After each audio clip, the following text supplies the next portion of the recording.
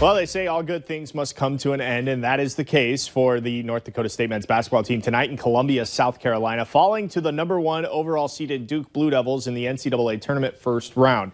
85-62 the final score. Vinny Shaheed leading the Bison with 20 points. RJ Barrett with 26. Zion Williamson with 25 for the Blue Devils. Let's go live to Columbia, South Carolina, and join Valley News Live sports director Beth Houle. Now, Beth, you've been in a couple locker rooms after the team season has ended. How would you characterize NDSU's tonight? Yeah, this locker room was somber.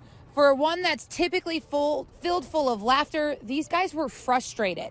Frustrated because they led Duke by as many as 7 points tonight and for more than 8 minutes. Frustrated because they were within 4 of the #1 team in the nation at halftime and would go on to lose 85-62. They were frustrated because this team truly believes that they could compete, and they did until 1 minute in the second half when Duke put up 9 consecutive points. And even more detrimental than that, they forced turnovers for NDSU, and even more detrimental, they caused difficult shots for the Bison. They gave us a big punch, and we never really got our feet back or responded very well to that. We had them in the first half. You're down 4. We're playing some of our best basketball, complete 20 minutes, and somehow they just got going in that second half, and it was hard to come back from that. There were no moral victories at halftime, obviously, or at the end of the game, but you look up there and you say, like, hey, we're holding our own. Like, we can do this.